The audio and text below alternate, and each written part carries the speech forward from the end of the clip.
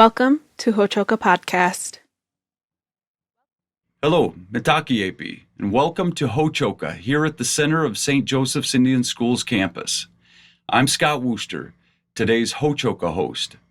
We're glad you've joined our circle to hear from Makļa Black Elk, Executive Director of Truth and Healing at Red Cloud Indian School. In this second of a two-part series, Makļa Black Elk explains the ongoing and profound impact of boarding school history on Native America today. Makļa unpacks for us the living reality of that history for boarding school descendants and the vital, even urgent work of truth and healing. So once again, Makļa, thanks for being here.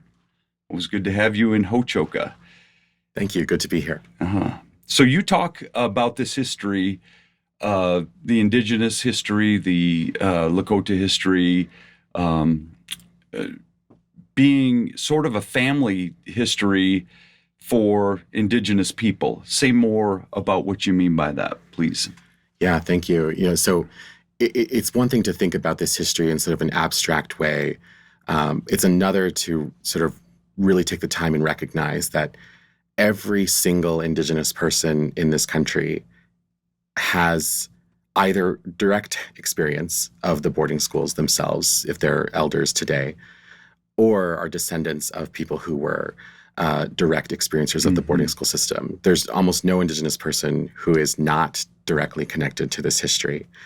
And we talked about in the previous conversation that this history is something not a lot of non-Indigenous Americans know about. And it is something that a lot of Indigenous peoples know about because it's just a part of our family experience. Every single Native family can point to an elder, an ancestor who went to one or more of these schools and can maybe even say or describe some of their experiences, whether positive or negative, in those schools, and overall feel the impact of that.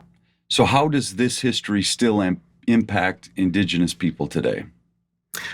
It's definitely a history that is felt, I think, very keenly by many Native communities today because there are many consequences of a system that was designed to essentially erode the Native family unit. In the beginning, when these schools first started, it was by law that Native peoples had to send their children to these schools. Otherwise, they would face imprisonment or forced starvation. And so that was a system that essentially removed children from their homes for long periods of time, if not all year long, in some cases, as time went on. And so you have a long period of history, where 80% or more of children in communities, school-age children in Native communities across this country, gone, and families not having that. So there are consequences to that that I think resonate throughout Native people today, and they can paint and tie a direct line, sort of draw a direct line from the experiences of boarding school to some of the challenges that their communities face to this day. It wasn't a secret, and it's not a secret that these schools were, at times abusive in their use of discipline or use of corporal punishment. People didn't experience sort of the normal family life and the normal kinship system that they may have had they not have been in that setting. And so, it makes absolute sense that people would raise their children in a way that the only way that they knew how. And for many people, the way that they knew how was what they experienced in boarding school. And so, people can point toward some of the issues that Native communities face today, rates of domestic violence or drug and alcohol addiction or rates of sexual abuse, and turn and say that some of that might have come from people's boarding school experiences. And I don't think that's an unfair assessment. And so that's something that is really why it's relevant today. It matters that that was the history and that was the experience. And I think I would just want to say quickly, as Catholics, it's really important to not only recognize just the audacity of that history and name it, and sort of question, like, wait, why were Catholic people involved in the running of these schools? And I think it's important to look at that and say we should be angry about that, because it's in direct violation of our faith, which stems from the reverence for the Holy Family. We believe that the family is the first teacher, and yet we were involved in a system that interrupted family radically. And we can own that and say that's something that should never have happened. And so we should do everything we can today to try and address that and fix that. Well, so here we are today, right? Yeah, this was government policy. It was. And it's important. I mean, I think, people who look at this history for the first time, I think the sort of instinct maybe to sort of become a little defensive about this history. It's okay. I think we don't necessarily want to question the integrity of individuals, whether they felt that they were doing good or bad, or even whether the government felt that it was doing something good by quote unquote trying to civilize Native people and sort of bring them into American culture and teach them English. We can certainly talk about why some of those things were beneficial, but the overall impact, the overall way in which it was done was through a means of violence, and that's never acceptable. And so though, we can look to individual elements and say, well, that was good, right? It was good that Native people learned English in a world where now English was becoming the dominant language.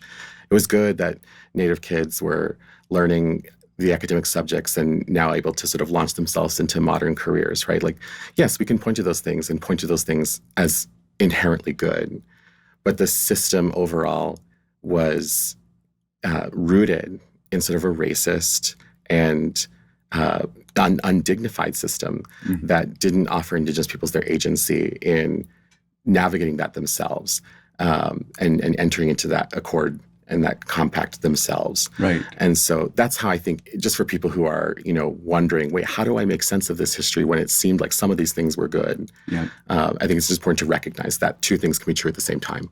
Absolutely. So you and I understand this history. We understand that there are things that need to be done to progress and to progress through truth and healing. We want that, right? So what do you say to somebody who might deliberately at this point ignore that and who might just say, hey, the history's history. We need to move on from that. There's no point going into the past. There's no point dealing with this. We have to keep going. I think it's an important question even to just take seriously, because what I always say to someone who says, and I even hear this from other Indigenous peoples, who say, why can't we just move on from this? Why can't we do that? And my response is, that's the goal. The goal is to move on. The goal is to get over. The goal is to overcome. But we need to do some things to truly get there, because we have to recognize that those impacts were long-lasting, that they're still present today, that the history isn't irrelevant, and that we need to do some acknowledgement and do some real difficult work of dialogue to bring people to a place where they can move on, where it can become something that no longer holds this traumatizing grasp on their ability to be fully realized human beings. I mean, trauma does that to people, right? It holds you back. It hurts you, and in order to get over that, to move on, to overcome, it means we have to